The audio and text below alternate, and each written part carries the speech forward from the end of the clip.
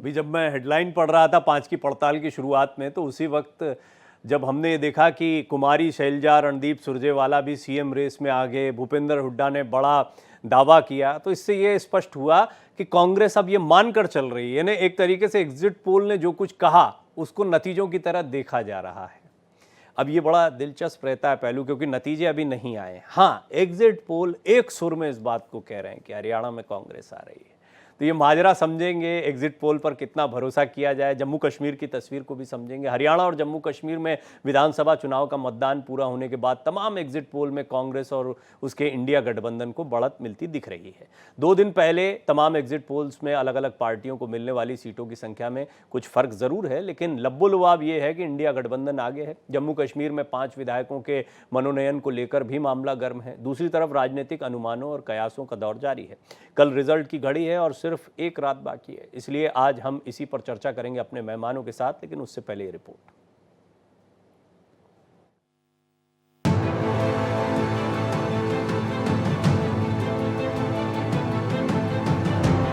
हरियाणा और जम्मू कश्मीर में विधानसभा चुनावों के लिए वोटिंग पूरी होने के बाद अब प्रत्याशियों की किस्मत ईवीएम में कैद हो चुकी है। प्रत्याशियों की ही नहीं, राजनीतिक दलों के बड़े नेताओं की भी धड़कनें बढ़ती जा रही हैं और जारी है दौर राजनीतिक पूर्वानुमानों का, कयासों का। सबसे पहले बात हरियाणा की, जहां 90 सदस्यों की विधानसभा के लिए वोट डाले गए। सभी एग्जिट पोल्स का निचोड़ देखें तो हरियाणा में बीजेपी हैट्रिक बनाने से चूक रही है और कांग्रेस सरकार बनाती दिख रही है। पोल ऑफ पोल्स के मुताबिक कांग्रेस और उसके सहयोगी सीपीएम को कुल मिलाकर 58 सीटें मिलती दिख रही हैं, जबकि लगातार 10 साल से सत्ता में रही बीजेपी और उसकी सहयोगी हरियाणा लोकहित पार्टी को कुल मिलाकर 24 सीटों पर संतोष करना पड़ सकता है। अन्य दलों में जेजेपी और आजाद समाज पार्टी के गठबंधन को 2 सीटें मिलती दिख रही हैं और 2 ही सीटें इंडियन नेशनल लोक दल और बीएसपी के गठबंधन को मिलती दिख रही हैं। 4 सीटों पर निर्दलीय जीत सकते हैं। इसका सीधा मतलब है कि हरियाणा में बीजेपी की हार हो रही है। और अब बात करते हैं केंद्र शासित प्रदेश जम्मू कश्मीर की।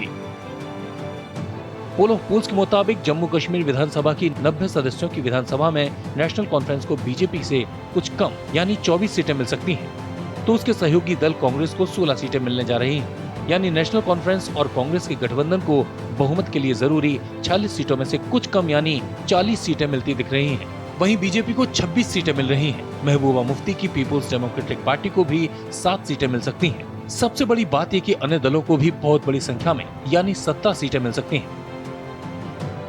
यानी अगर ये पूर्वानुमान सही है तो जम्मू कश्मीर में किसी दल को सरकार बनाने के लिए जरूरी बहुमत नहीं मिलने वाला और सत्ता की चाबी छोटे दलों और निर्दलियों के पास होगी। अब बात करते हैं जम्मू कश्मीर में 5 विधायकों के मनोनयन की, जिस पर सियासत गर्म है। National conference chief Farooq Abdullah BJP पर हमलावर हैं। अगर हमें जरूरत भी नहीं पड़ी हम तब भी लेंगे, क्योंकि अगर हम लोगों ने चलना है, इकट्ठे चलना है। इस रियासत को बचाने के लिए हमने सबने कोशिश करनी है। ये बड़ी मुश्किल में है ये रियासत और काम बड़े सख्त है। वहीं बीजेपी से लेकर कानून सम्मत और संवैधानिक बता रही है। नॉमिनेटेड एमएलएस की प्रक्रिया होगी और संवैधानिक प्रक्रिया होगी, न्याय संगत होगी, तर्क संगत होगी और as per constitution of India होगी। रीऑर्गेनाइजेशन का जो एक्ट देश के पार्लियामेंट ने पास किया है उसके नियमों को मानते हुए इस प्रक्रिया को पूरा किया जाएगा। जम्मू कश्मीर में 90 सीटों पर चुनाव हुए हैं और नॉमिनेटेड कैंडिडेट को जोड़ दें तो ये संख्या 95 हो जाती है। ऐसे में बहुमत के लिए 48 सीटें होना चाहिए। कश्मीर रीजन में 47 और जम्मू रीजन में 4। जम्मू कश्मीर में 90 सीटों पर चुनाव हुए हैं और नॉमिनेटेड कैंडिडेट को जोड़ दें तो ये संख्या 95 हो जाती है। ऐसे में बहुमत के लिए 48 सीटें होना चाहिए। कश्मीर रीजन में 47 और जम्मू रीजन में 43 सीटें हैं। Bureau report, Bharat express.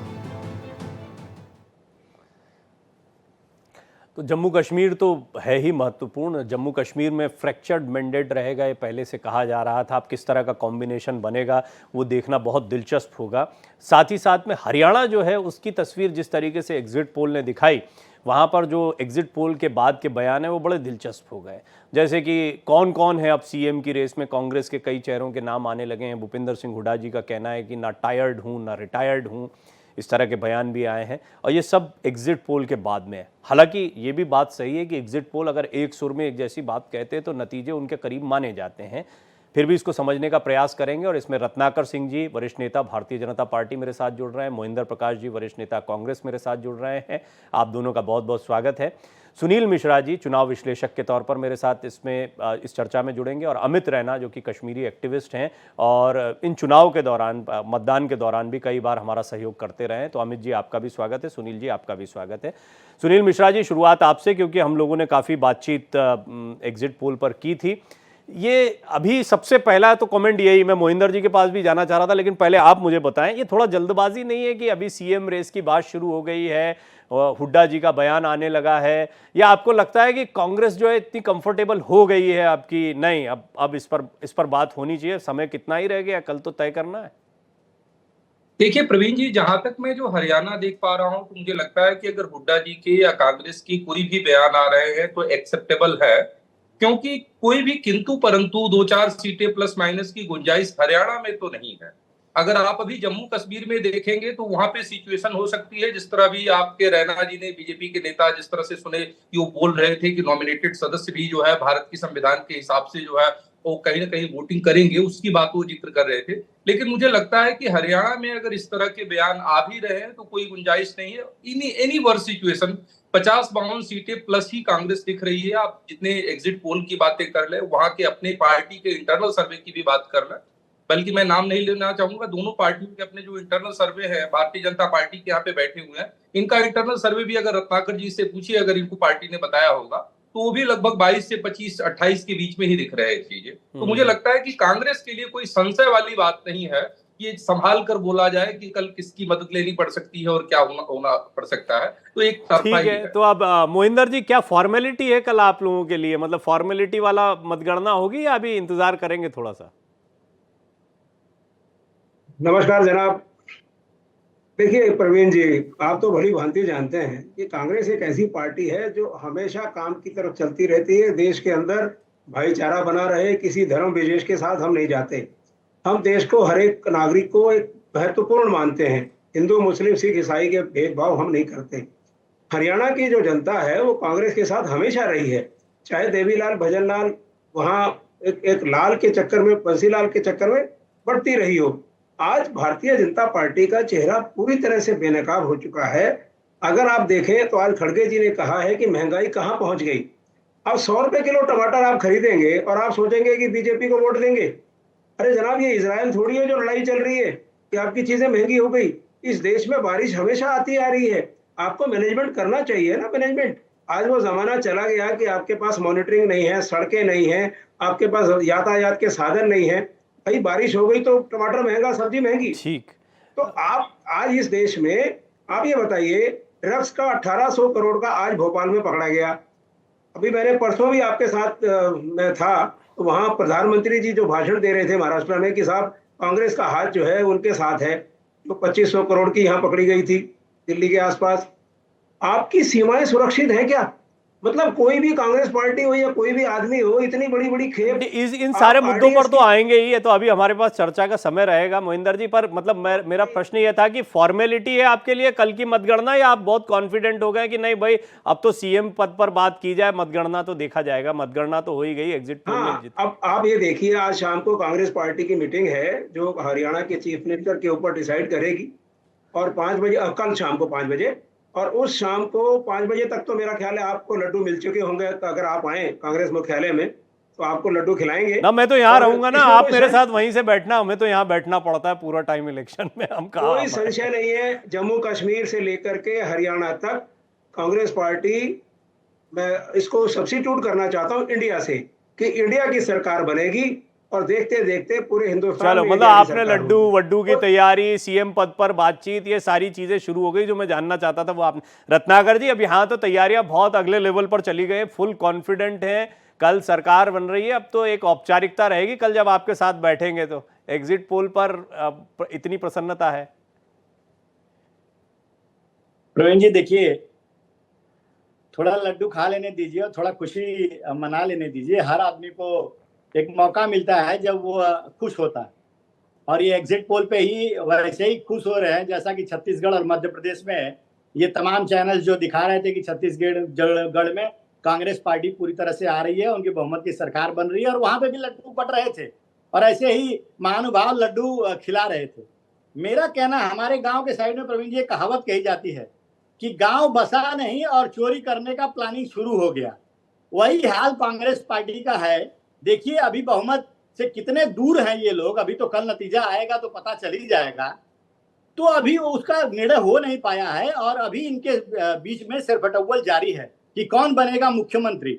ये कहीं ना कहीं दर्शाता है कि पार्टी जो है वह व्यक्ति विशेष जो है अपनी महत्वाकांक्षा को फुलफिल करने के लिए इस तरह की बयानबाजी कर रहा है। तो ये कांग्रेस पार्टी का ये स्वभाव रहा है कि उसके लीडर जो है वह व्यक्तिगत रूप से वह मुख्यमंत्री पद हासिल करना चाहते हैं। आप अगर भारतीय जनता पार्टी का उदाहरण उठाकर देख लीजिए, कहीं पे भी चुनाव का अगर एग्जिट पोल आता है या नतीजे आने से पहले किसी भी भारतीय जनता पार्टी का नेता का कोई बयान नहीं रहता कि हम मुख्यमंत्री बनेंगे। लेकिन देखिए तीनों दावेदार वहां पे अपने आप को मुख्यमंत्री पद का दावेदार घोषित कर रहे हैं। ये यही दर्शाता है कि यह पार्टी संगठन इनके लिए महत्वपूर्ण नहीं है, देश इनके लिए महत्वपूर्ण नहीं है, इनके लिए महत्वपूर्ण जो है व्यक्तिगत महत्वाकांक्षा है, जो बाद में इसका खामियाजा अगर जीतते हैं और सरकार बनाते हैं तो खामियाजा जनता को बस ये चीज, जैसे इनको कॉन्फिडेंस है, आप लोग क्या मेंटली प्रिपेयर है कि ठीक है अब चलो 10 साल के बाद में जा रहे हैं तो चले जाएंगे? ये एग्जिट पोल ने कितना इंपैक्ट डाला है? एक इंटरनल सर्वे की बात मिश्रा जी कर रहे थे, उस पर भी टिप्पणी चाहूंगा। देखिए अब मैं आ जाता हूं एग्जिट पोल पे। देखिए हर एजेंसीज का, हर चैनल्स का अपना एक मैकेनिज्म होता है, एक साइंटिफिक मैकेनिज्म होता है जिसके आधार पर वो एग्जिट पोल जो है वो डिक्लेयर करते हैं कि कहाँ पे कौन जीतेगा, और कुछ थाउजेंड्स में सैंपल्स जो है एकत्रित करके उनके अनुसार जो है वो अपना एक अनुमान लगाते हैं। मैं आपको याद दिलाना चाहता हूं कि पिछले 5-6 महीने पहले जो 5 विधानसभा के चुनाव हुए थे, 5 राज्यों के चुनाव हुए थे, उसमें किस तरह से सारे चैनल्स ने कहा था कि छत्तीसगढ़ में तो कांग्रेस पार्टी की सरकार बन रही है, मध्य प्रदेश में एकदम कांटे की टक्कर है। लेकिन देखा कि जब एग्जिट पोल के बाद एग्जैक्ट पोल आया तो किस तरह से वहां पे हमने इतिहास को दोहराया और हमने जो जनता के बीच में जाकर काम किए थे, विकास के काम किए थे, जनता के हित में जो काम किए थे, और जनता ने अपना आशीर्वाद देकर के फिर से वहां पे सरकार बनाया। और वही वस्तु। अच्छा मुझे इसको ऐसे बताइए रत्नाकर जी, आप इतने सीनियर लीडर हैं, मैं जानता हूं हर मुद्दे पर आप बोलते हैं अपनी बात, कि जैसे अभी मोहिंदर जी बोले कि 5 बजे आइए लड्डू खाइए, आप लोगों ने भी तो लड्डू वड्डू की तैयारी की होगी जब तक नतीजा, या एग्जिट पोल के बाद वो कैंसिल कर दिया है? देखिए बिल्कुल नहीं, हम चुनाव जीतेंगे, हम सरकार बनाएंगे, जनता के बीच जाएंगे, सबको लड्डू खिलाएंगे। जनता दोनों जगह लड्डू की तैयारी तो चल रही है। जनता जनार्दन को भी खिलाएंगे, सबको खिलाएंगे लड्डू। मेरा ऐसा मानना है कि कल अगर कुछ लंबा समय खींचेगा तो जम्मू कश्मीर का जो नतीजा है वो बहुत लंबा समय खींचेगा, और हरियाणा का दिलचस्प हो भी सकता है, लेकिन जैसा एग्जिट पोल बता रहे हैं अगर उसी दिशा में गया तो बहुत मुमकिन है कि 10, 11, 12 बजे तक तस्वीर जो है वो बहुत हद तक साफ होती दिखाई दे। फिर भी इंतजार करना चाहिए। लेकिन जैसा मैंने कहा, कल जम्मू कश्मीर जो है वो बड़ा टसल वाला रहने वाला है, क्योंकि उसमें आप एग्जिट पोल भी देख रहे हैं, बेशक इंडिया अलायंस को एक एज एग्जिट पोल में दिखाया जा रहा है। फिर भी अमित रैना, आप मुझे बताइए कि जम्मू कश्मीर को लेकर आपकी राय क्या है एग्जिट पोल को लेकर? हरियाणा में तो आप देख रहे हैं किस तरह जश्न का माहौल है, और उसको मैंने दिखा भी दिया, अलग अलग टेलीविजन चैनल ने किस तरीके से एग्जिट पोल में नंबर दिए। लेकिन जम्मू कश्मीर में आप क्या मान रहे हैं कि एग्जिट पोल के इर्द गिर्द रहेगा? नहीं, देखिए मुझे लगता है कि जो इंडिया अलायंस के नंबर्स हैं वो हल्के से कम रह सकते हैं।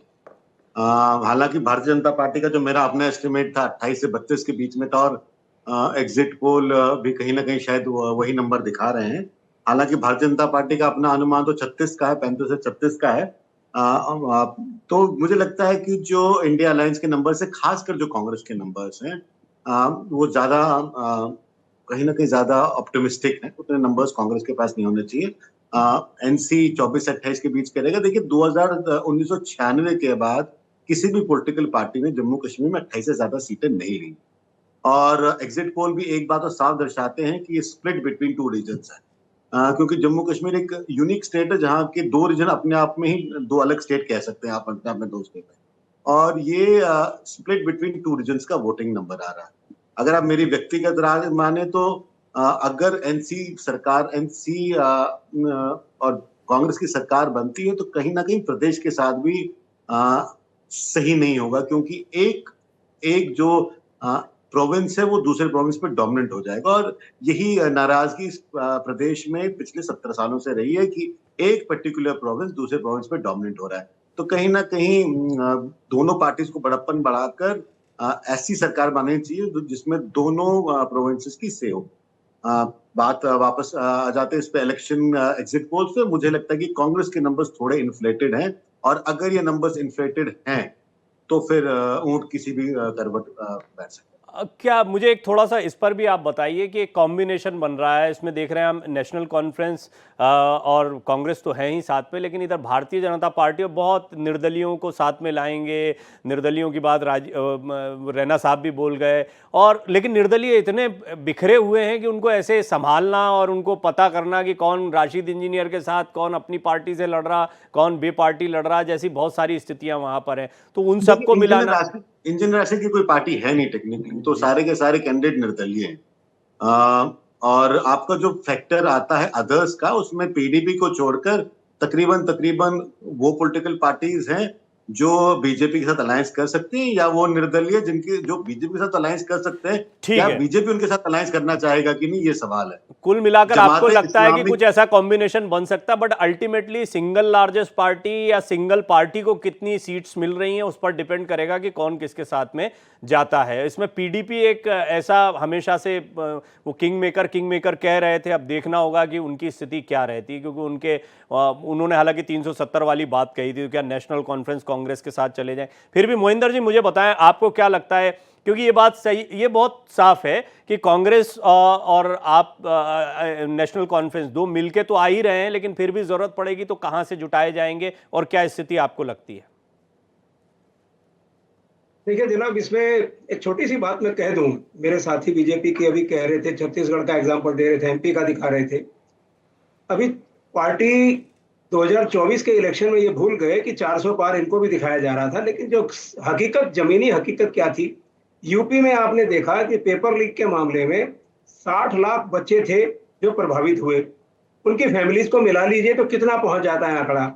तो यूपी में ये हारे, और बिल्कुल हमें मालूम था कि यूपी में इतनी बुरी तरह से ही इनकी हार होगी, लेकिन क्योंकि इलेक्शन को इन्होंने 2 महीने खींच लिया, खैर उस पर मैं बात नहीं करूंगा, आज बात दूसरी है। जम्मू कश्मीर का जहां तक ताल्लुक है, देखिए आप तो मानते हैं प्रवीण जी कि हर आदमी अपने करते हुए पिछले पास से सीखता है। कांग्रेस की सरकार इंडिपेंडेंट तो कभी भी कश्मीर में नहीं रही, जम्मू कश्मीर में अभी पहले बहुत कभी रही होगी। आज की स्थिति यह है कि जो पिछली गलतियां की गई हैं, चाहे किसी ने भी की हो, उस गलतियों से सीखकर कश्मीर को नया एक कश्मीर बनाने की आवश्यकता है। वहां के लोगों के लिए एक जागरूक हिंदुस्तान के साथ वो भी खड़े हों, एक ऐसी परिस्थिति का निर्माण करने की आवश्यकता है। और ये पीओके के साथ और पाकिस्तान जिस तरह से विध्वंसक कार्यवाही कर रहा है, इनको एक स्ट्रांगली रोकने की आवश्यकता है। हमें इजराइल से भी सीखना पड़ेगा कि अगर आपको मारना है तो मारना है, इसमें सोचना नहीं है। तो आज बताता हूं कि नैन्सी और कांग्रेस की सरकार बनने के बाद कुछ ना कुछ परिस्थितियों का निर्माण ऐसा होगा कि जम्मू कश्मीर की परिस्थिति बदलेगी। अब पुराने ढर्रे पर किसी देश को, आप किसी राज्य को नहीं चला सकते, ये तो गारंटी मैं आपको देता हूं।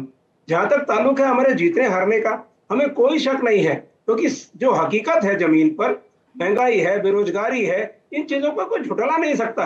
आप राम मंदिर का नाम लेकर धर्म को, हिंदू को भड़का सकते हो, लेकिन जो ये जमीनी हकीकत है वो आपने यूपी में देख लिया कि राम मंदिर का मुद्दा जो कितना भी उठाने की कोशिश की गई, लोगों ने जो तरजीह दी ना, वो दी अपने स्थानीय मुद्दों को, और उन मुद्दों से तो आज भी कोई नहीं हटा। आप इनको अगर 24 के बाद मौका मिला था कि महंगाई कम करने की तरफ कोशिश करते, ठीक है, जम्मू कश्मीर थोड़ा सा मामला अलग हो जाता है ना मोहिंदर जी। जम्मू कश्मीर में महंगाई, बेरोजगारी, ये सब चिंता के विषय हैं, लेकिन वहां पर चुनाव में जो मुद्दे हावी रहते हैं वो कुछ और ही रहते हैं। मैं रत्नाकर जी के पास भी जाऊं। सुनील जी, एक छोटा कमेंट आपका चाहूंगा जम्मू कश्मीर के, क्योंकि ये जो बार बार कमेंट आता है ना पिछले चुनाव का, तो मैं दर्शकों को भी बता दूं, मोहिंदर जी आपको बता दूं, सुनील मिश्रा जी खुद भी जो है वो एग्जिट पोल करते हैं, सर्वेज करते हैं, तो वो उनकी भी जिम्मेदारी बनती थोड़ा इस पर टिप्पणी करेगी बार बार, जो गड़बड़ हो गए एग्जिट पोल या नहीं ठीक साबित हुए, उन पर वो क्या कहते हैं? देखिए प्रवीण जी, सबसे पहली चीज तो रत्नाकर जी ने भारतीय जनता पार्टी के जो नेता है उनको बताना चाहूंगा। देखिए क्या है, इल्जाम आईने पे लगाना फिजूल है, सच मान लीजिए कि चेहरे पे धूल है। छत्तीसगढ़ और मध्य प्रदेश पे डिबेट कभी अलग से आप रखिए, 1 by 1 उस पर किया जा सकता है क्या रहा रीजन। लेकिन कहीं ना कहीं जिसकी बात कर रहे थे, मैं जम्मू पे आने से पहले 30 सेकंड आपसे चाहूंगा व्यक्ति विशेष की बात हरियाणा में कर रहे थे। आप मेरी बातों को नोट कर लीजिए। पिछले लंबे समय से मैं तमाम लेखों में और तमाम टीवी डिबेट में इस बात को बोल रहा हूं कि अगर कांग्रेस का रिवाइवल फिर से हो रहा है या होने की संभावना है तो व्यक्ति विशेष के कारण ही होगा। कहीं ना कहीं अगर हुड्डा नहीं होते तो आज हरियाणा में जो भी आप समीकरण देख रहे हैं वो देखने को नहीं मिलता। कहीं ना कहीं हुड्डा की वजह से जाट कम्युनिटी का साथ में आना, तमाम नेताओं को एक साथ कंसोलिडेट करके लेके चलना। भारतीय जनता पार्टी के साथ सबसे बड़ी भूल यही रही है कि उसने किसी एक व्यक्ति को विशेष बनने ही नहीं दिया। अरे भाई साहब, प्रदेश में अगर आपके पास बड़ा नेता नहीं होगा, पॉपुलर नेता नहीं होगा, लोकप्रिय नेता नहीं होगा, तो सिर्फ मोदी जी के कंधों पे आप कब तक युद्ध लड़ेंगे? आप मुझे भारतीय जनता पार्टी के बैठे हुए आप बताइए कि किस प्रदेश में कोई एक ऐसा नेता है जिसकी लोकप्रियता, अगर उत्तर प्रदेश को छोड़ दे तो आपने उसको फ्री हैंड दे रखा है। मैं अभी एक प्रदेश का नाम नहीं लेना चाहूंगा, भारतीय जनता पार्टी के कुछ लोगों से बात हो रही थी कि सीएम के पास फाइलों पे ऑर्डर आ जा रहे हैं, साहब कि ये करना है, ये करना है, ये करना है, ये करना है केंद्र से। तो जब तक फ्रीडम प्रोवाइड नहीं की जाएगी, देखिए डिक्लाइन फेज सभी पार्टियों का निश्चित होता है। 15 साल 20 साल के बाद आप डिक्लाइन फेज में आते हैं। कांग्रेस शायद उस फेज से अब धीरे धीरे निकल रही है। जहां तक जम्मू की बात कर रहे हैं आप, देखिए जम्मू में आज भी मेरी 3-4 लोगों से सुबह बात हो रही है। मैं सुनील जी इस पर रोक रहा हूं आपको, जम्मू वाली बात को आगे, क्योंकि विषयांतर हो जाएगा। आपने जो बात कही है उसी पर मैं रत्नाकर जी का टेक ले लूं, क्योंकि आपने थोड़ा गंभीर मुद्दा उठाया है तो मुझे वो उनका टेक लेना पड़ेगा। रत्नाकर जी आप बताएं मुझे, एक तो मुख्यमंत्री, एक चेहरा भूपेंद्र हुड्डा के चेहरे पर बात निकली, फिर भारतीय जनता पार्टी शासित राज्यों के मुख्यमंत्रियों पर सुनील मिश्रा जी जो चुनाव विश्लेषक हैं उन्होंने एक टिप्पणी की।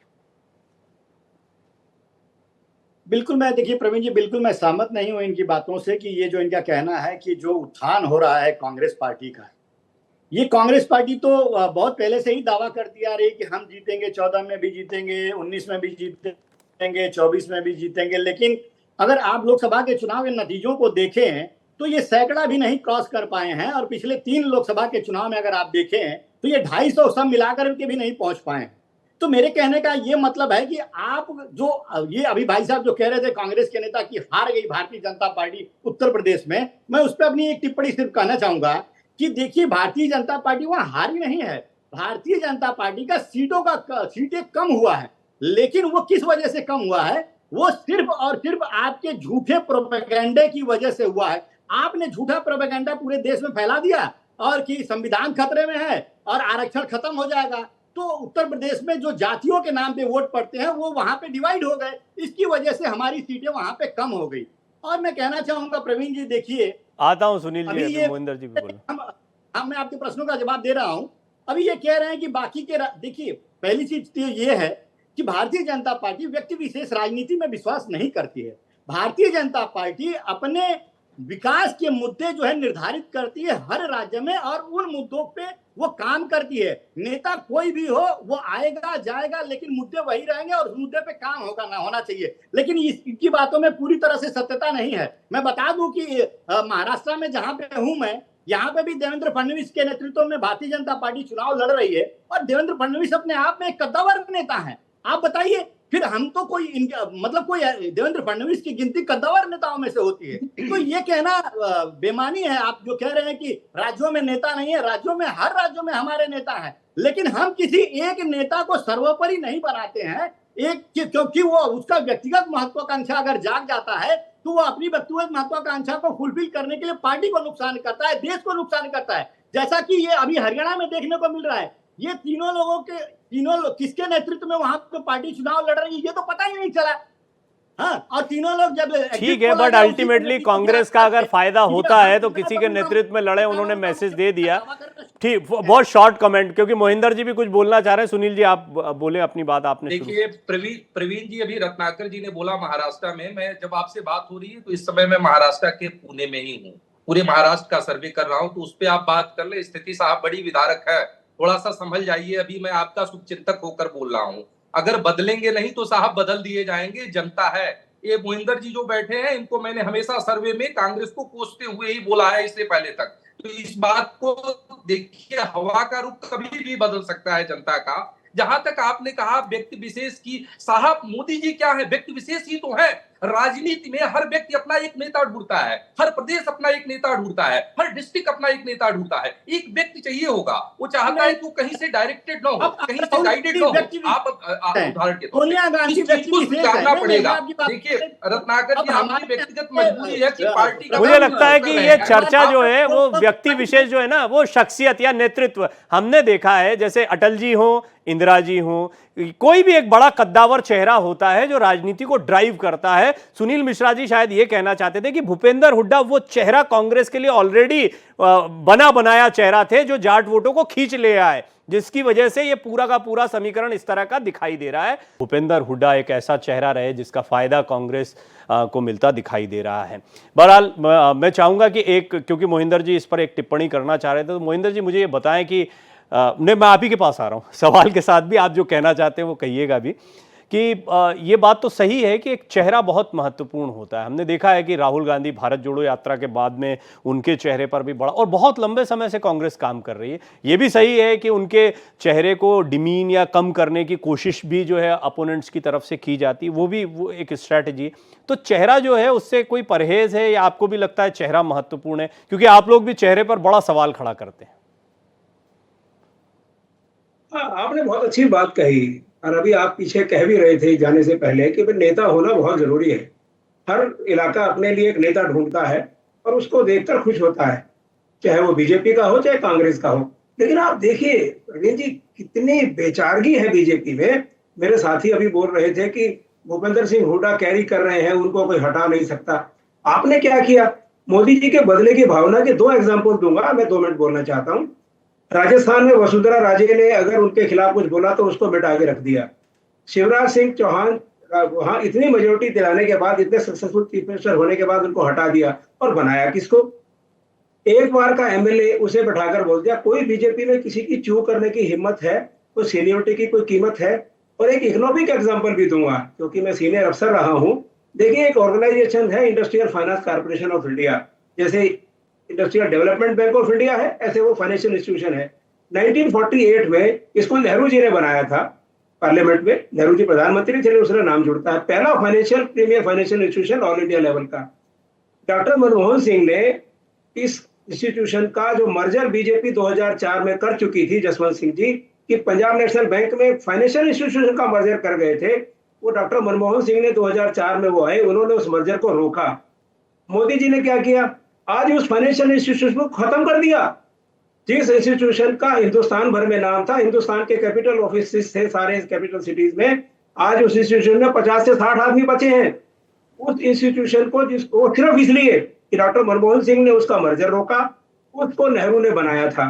इतनी बदले की भावना लेकर अगर कोई आपका ये कहना है कि अपना चेहरा बड़ा रखने के लिए कोई दूसरा चेहरा नहीं होना चाहिए, ये वाली स्ट्रेटेजी आपको पसंद नहीं आ रही, अपना चेहरा बड़ा करना है तो बड़ा करो, ये आप कहना चाह रहे हैं? आपका पॉइंट शायद ये है। हाँ, मेरा कहना भी ये है कि देश के अंदर जो नेता, देखिए क्रिकेट टीम में सिलेक्शन के लिए आदमी सेंचुरी मारता है, अपना खेल दिखाता है, तब उसको टीम में प्रवेश मिलता है। ऐसा तो नहीं होता कि जैसे अब मैं कहना नहीं चाहूंगा जिनको बीसीसीआई का अध्यक्ष बना दिया गया। अगर भूपेंद्र सिंह हुड्डा ने 5 साल वहां काम किया है, अपोजिशन नेता के तौर पर वहां स्ट्रगल किया है, तो बताइए कोई नाम बताइए आप जिसने पूरे 5 साल में 10 साल में हरियाणा में कोई आंदोलन किया हो, कोई जो नेताओं के नाम आ रहे, जो मेहनत करेगा उसका नाम आएगा। लेकिन अगर आप पर्सनली पूछें, देखिए अरे आप कुमारी शैलजा को वैसे ही रेस से आप ही बाहर कर दे रहे हैं तो क्या होगा फिर? सुनिए प्रवीण जी, सुनिए, मेरी बहन के बराबर है। मैं जो कहना चाहूँ, मेरी पर्सनल राय क्या है, कांग्रेस में इतनी डेमोक्रेसी है, अगर दीपेंद्र हुड्डा को चीफ मिनिस्टर बनाया जाए, हरियाणा का हर निवासी बहुत खुश होगा। नया नौजवान चेहरा है, उसने हरियाणा में बहुत काम किया है, तो ऐसे आदमी को चीफ मिनिस्टर बनाया जाना मेरी अपनी डेमोक्रेसी की राय है। लेकिन अगर कांग्रेस पार्टी किसी डिसीजन को लेती है तो उसे हम मानेंगे। आप देखिए मोहिंदर जी हरियाणा से आते भी हैं, तो वो वहां की चीजों को थोड़ा सा, रत्नाकर जी आप बोले, फिर मैं अमित रैना जी के पास जाना चाह रहा हूं जम्मू कश्मीर पर, क्योंकि मुझे लगता है हरियाणा में अभी हमारे पास जब तक नतीजे, ये एग्जिट पोल ही नतीजे हैं, तो उसके बाद बात कर सकते हैं, नहीं तो उसके पहले बहुत कुछ है नहीं। लेकिन फिर भी आप अपनी बात बोलें। प्रवीण जी, आपको याद होगा कि पंजाब में भी कुछ इसी तरह से 2 लोग जबरदस्त अपनी दावेदारी कर रहे थे मुख्यमंत्री के लिए, और उसमें से एक लोग मुख्यमंत्री भी बने। फिर पंजाब में क्या हुआ, सिद्धू जी और चैनी जी के बीच में जो देखने को मिला, पूरा देश ने देखा कि इनको पंजाब भी गंवाना पड़ा उनके हाथों से। तो ये परिस्थिति जो है चुनाव के पहले भी हरियाणा में इन तीनों लोगों के बीच में, सुरजेवाला शैलजा के बीच में और हुड्डा जी के तीनों लोगों के बीच में देखने को मिला है। और हरियाणा की जनता ने देखा। तो आपसी कहीं ना कहीं अगर सीनियरिटी के आधार पे अगर किसी को पद दिया जाता है, सीनियरिटी के आधार पे और योग्यता को दरकिनार करके सिर्फ सीनियरिटी को देखा जाए और उनको पद दिया जाए, तो पंजाब की वाली स्थिति जो है वो देखने को मिलेगी, हरियाणा में भी देखने को मिलेगी।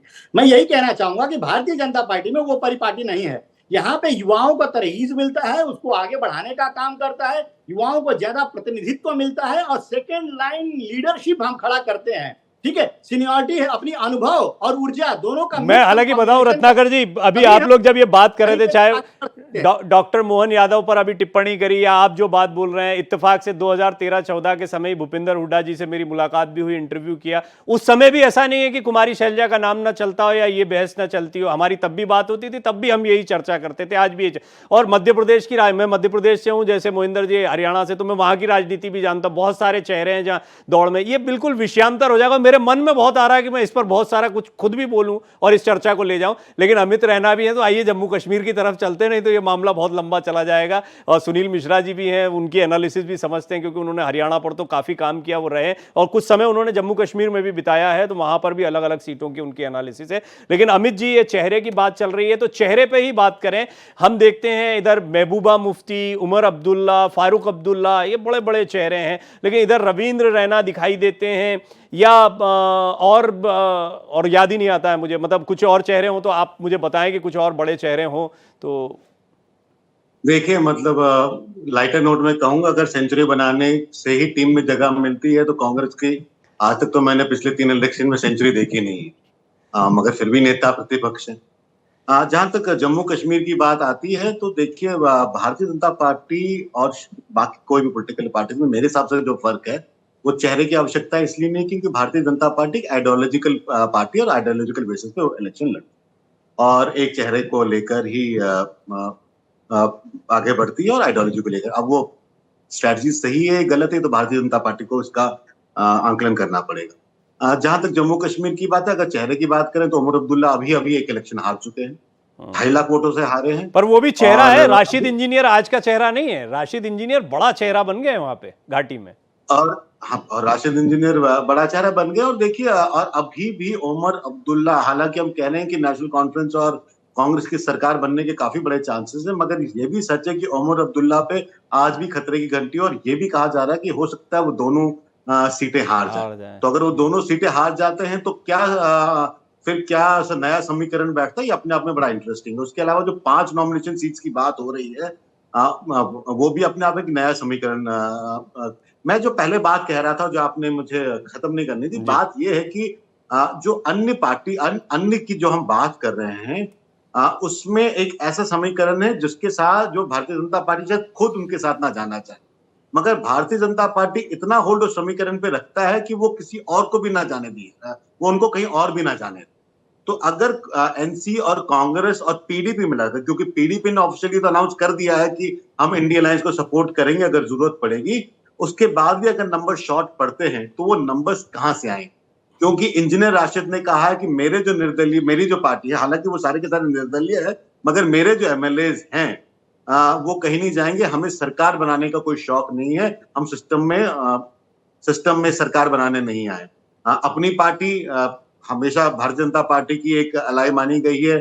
सज्जाद लोन का काफी डिपेंडेंस दिल्ली पे है, तो क्या भारतीय जनता पार्टी उनको रोक पाएगी कि जो इंडिया अलायंस को समर्थन ना दे सके? तो ये सारे डिपेंड करता है कि कल भारतीय जनता पार्टी क्या 32 का आंकड़ा पार कर पाती है। एक छोटा सा पॉइंट, और आपने जो बात बोली इस पर अमित जी याद आया मुझे, अभी एक एनालिस्ट हैं, उन्होंने हमारे पैनल पर ही कहा था कि एक मैसेज ट्रेवल कर गया कि ये जो निर्दलीय हैं इनको बीजेपी सपोर्ट कर रही है, इंजीनियर राशिद को इंक्लूड करते हुए, और उनका कहना था ये मैसेज घाटी में बहुत जबरदस्त तरीके से ट्रेवल किया, इसलिए हो सकता है कि जो निर्दलियों का इंपैक्ट सोचा जा रहा था वो ना पड़े। इस पर आपकी राय क्या है? नहीं, ये देखिए सच है, बट देखिए विडंबना भी इस प्रदेश मैं आ रहा हूं सुनील जी आपके पास, कि जम्मू और कश्मीर अलग अलग तरीके से वोट कर रहा है।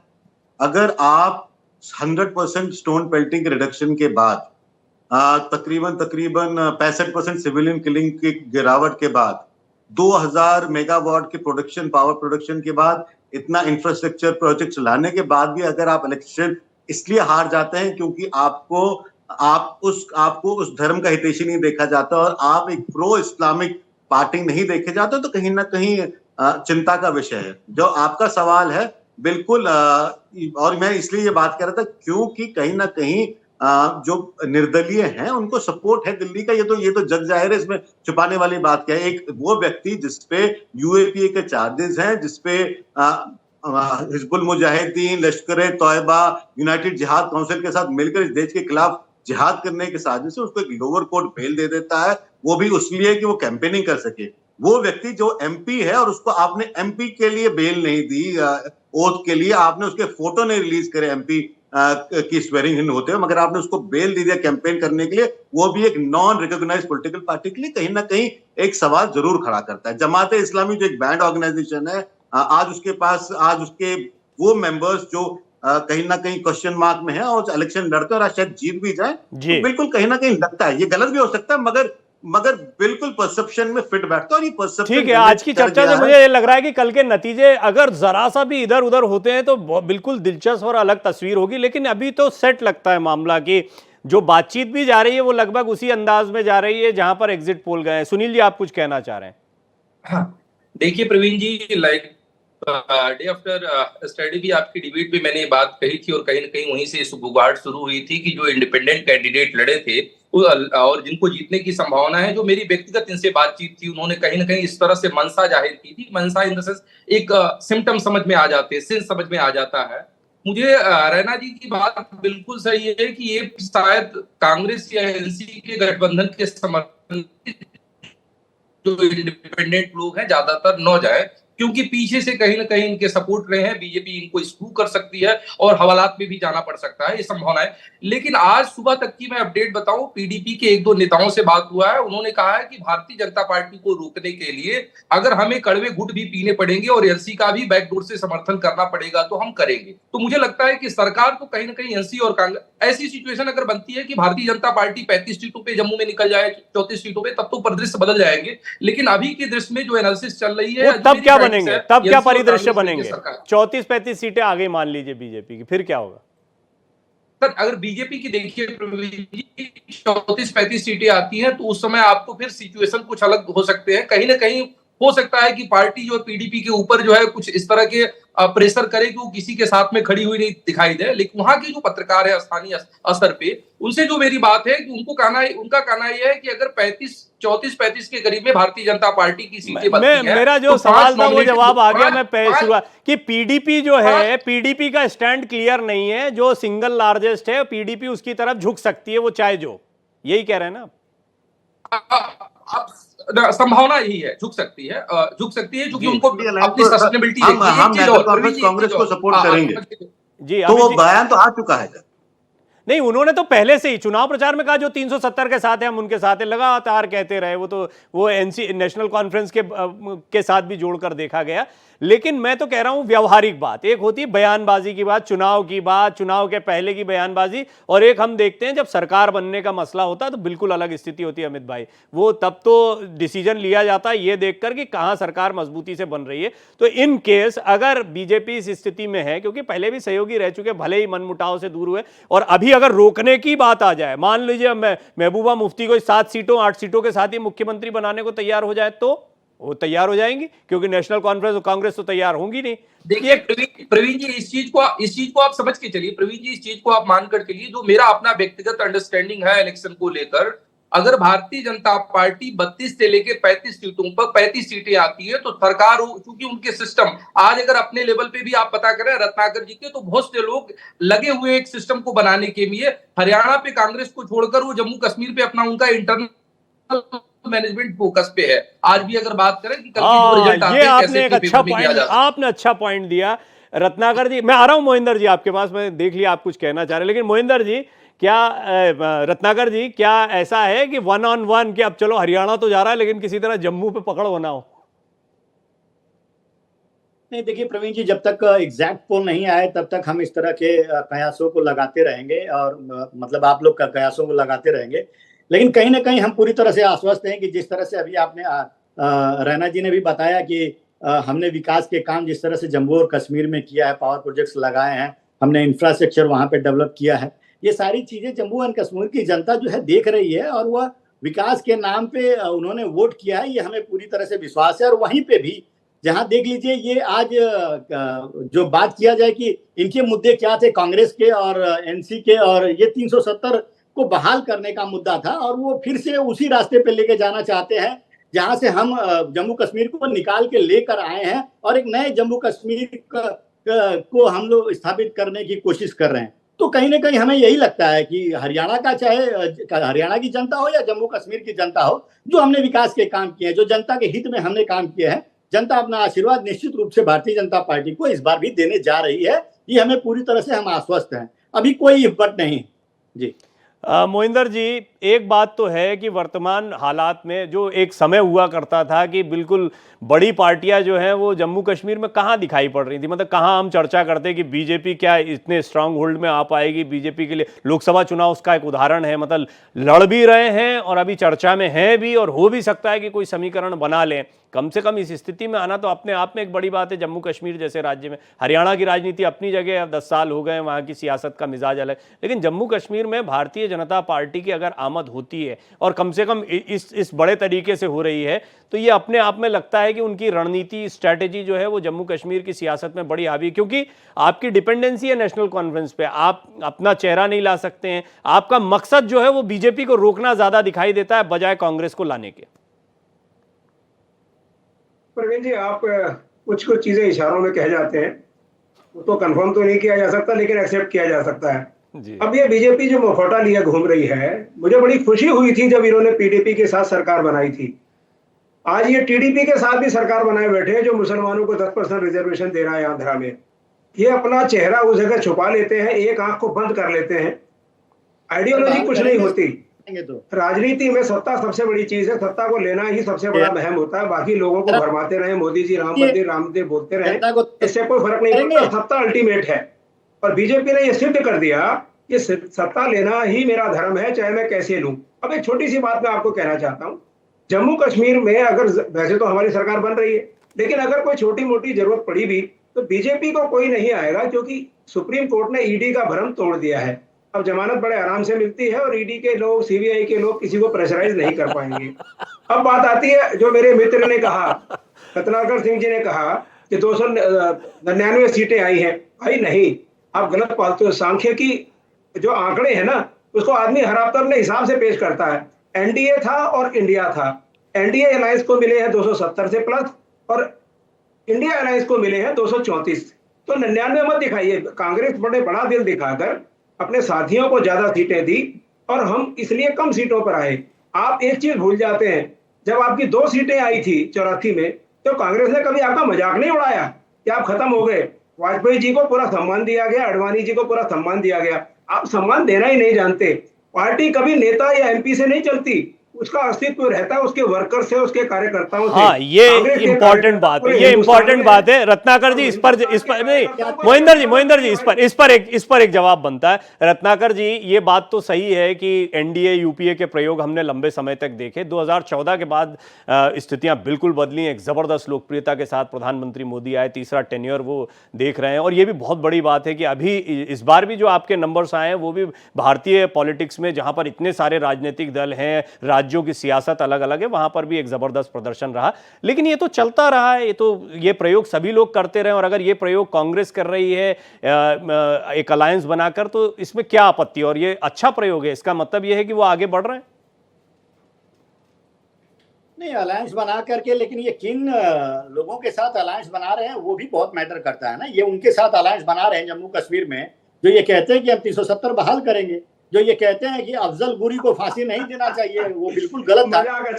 जो बुरहान वानी जैसे आतंकियों को हीरो मानते हैं, उनके साथ ही अलायंस बना रहे हैं। तो कहीं ना कहीं ये देखने को, ये विचार, इनकी मंशा जो दिख रही है कि ये सत्ता हासिल करने के लिए अगर कल को जरूरत पड़े तो किसी आतंकी संगठन से भी हाथ मिला करके और सरकार बना लेंगे। तो आप चाहते क्या हैं? आप राजनीति में आप सत्ता हासिल करना चाहते हैं कि देश को आगे बढ़ाना चाहते हैं, ये बहुत हालांकि ये बहुत बड़ा महत्वपूर्ण है। बड़ा और कड़ा भारतीय स्टेटमेंट है जनता पार्टी रत्नाकर जी, बड़ा परिवारवाद, अलगाववाद से अलग विकासवाद की राजनीति करती है। और जम्मू कश्मीर में आपने देखा ये कि नतीजों से आतंकवाद की पहले राजनीति ये करती है। नतीजों से पहले बड़ा कड़ा स्टेटमेंट है रत्नाकर जी, क्योंकि खुदा ना खास्ता कल अगर पीडीपी की जरूरत पड़ गई या उसको जरूरत पड़ गई आपकी, तो क्या करेंगे आप फिर? ये स्टेटमेंट का क्या होगा?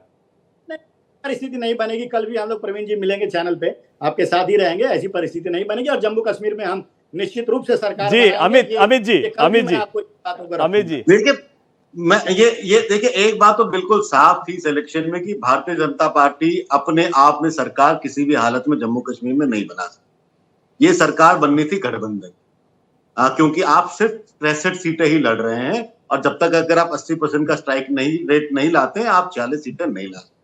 ठीक है, कहीं ना कहीं वो 5 इंडिपेंडेंट्स की आपने डिपेंडेंसी 5-0 का एडवांटेज लेके आप चल रहे थे, मगर आपको फिर भी 75% का स्ट्राइक रेट चाहिए। तो ये सारी जो डिपेंडेंसी थी, और जो इलेक्शन से पहले भी बात हो रही थी कि नेशनल कॉन्फ्रेंस को इस लेवल पे लाया जाए कि अलायंस हो सके और भारतीय जनता पार्टी का अपर हैंड। और डॉक्टर निर्मल सिंह के और रविंद्र रैना का भी बयान आया कि सरकार में हमारा अपर हैंड रहेगा। उन्होंने ये कभी नहीं कहा कि हम अपूर्ण बहुमत से बनाएंगे, उन्होंने कहा जिसकी भी सरकार बनेगी हमारा अपर हैंड रहेगा।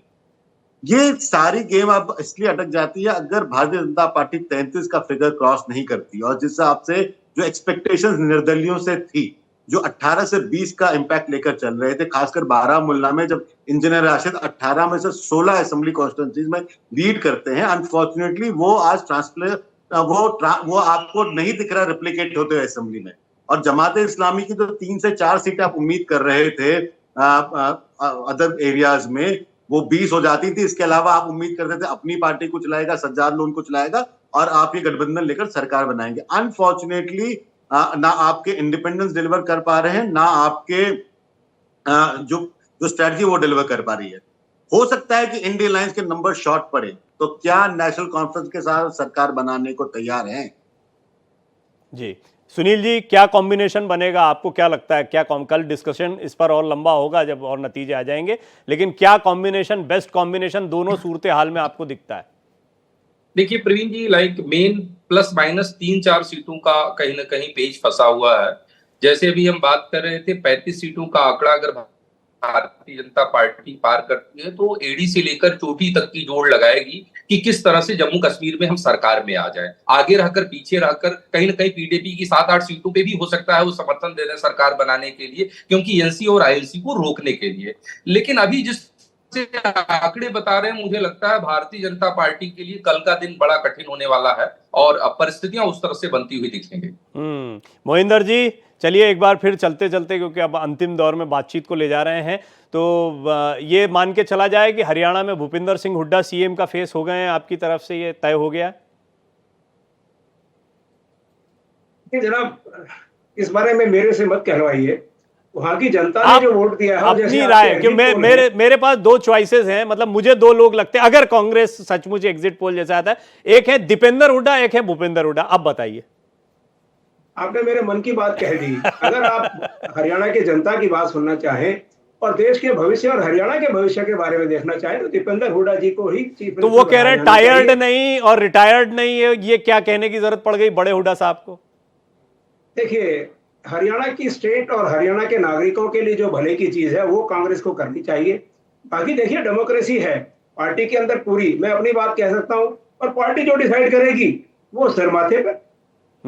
रत्नाकर जी, चलते चलते अब क्या आपको लगता है कि नायब सिंह सैनी जो हैं उनका प्रयोग आप लोगों के लिए सफल साबित होगा और वो कल एक बार फिर देखने को मिलेंगे बीजेपी के नेता के तौर पर या बीजेपी के चेहरे के तौर पर?